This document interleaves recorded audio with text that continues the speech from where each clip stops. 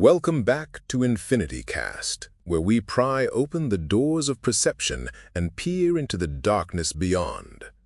I'm your host, Vesper Thorne.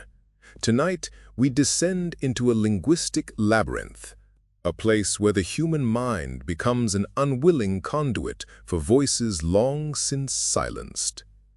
We're talking about paranormal linguistics, the echoes of Babel. Imagine waking from a dream, not with a scream, but with fluent 12th century French rolling off your tongue, a language you've never studied, never even heard. Joining me to unravel this mystery is my co-host, the ever-inquisitive Lex Calder. It's a pleasure to be here, Vesper, though pleasure might be the wrong word for a topic this unsettling.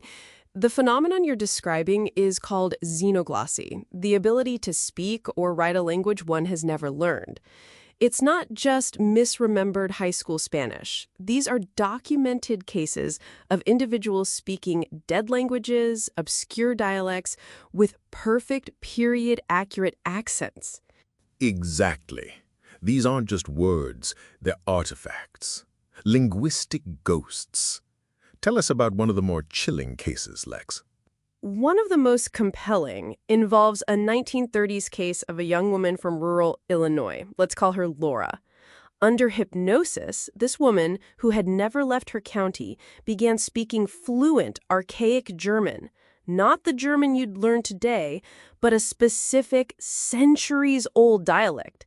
She spoke of a life as Gretchen, a woman who lived and died during the 30 Years' War, describing the village she lived in with startling, verifiable accuracy. The hypnotist recorded hours of it. Her voice, her entire demeanor changed. It was someone else. And that leads us to our first theory, doesn't it? The one that speaks to the oldest parts of our soul, reincarnation. The idea that Laura wasn't just speaking German, but that Gretchen was speaking through her. It suggests that our consciousness is a tapestry woven from countless past lives, and sometimes a single thread works its way loose. A memory of a language, a life, an entire identity echoing across time. A soul's echo. I like that. It's almost poetic. But there's a darker interpretation, Vesper. What if the voice isn't your past life? What if you're just an antenna and something else is broadcasting through you? This is the theory of psychic channeling, or to put it more bluntly, a form of possession. The idea that discarnate entities, spirits, are the ones speaking, using the person as a temporary vessel.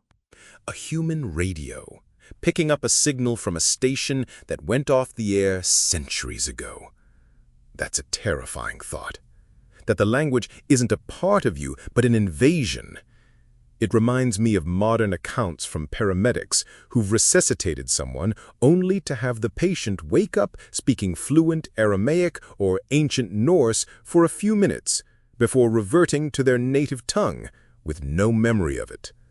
A brief, terrifying glimpse of something else wearing their skin.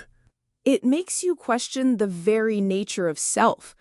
In the end, we have no definitive proof. We only have these fragmented, deeply unsettling stories.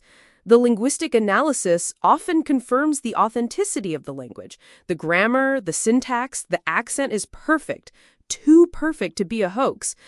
So we're left with a choice between a past life reaching forward or an unknown entity reaching out. And neither choice is particularly comforting.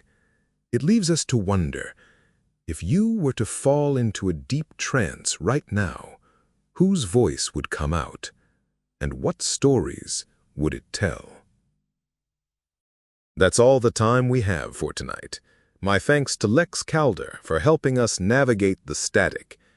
Join us next time on EnfinityCast when we explore the chilling phenomenon of shadow architecture. Until then, listen closely to the silence. You never know who might be trying to speak.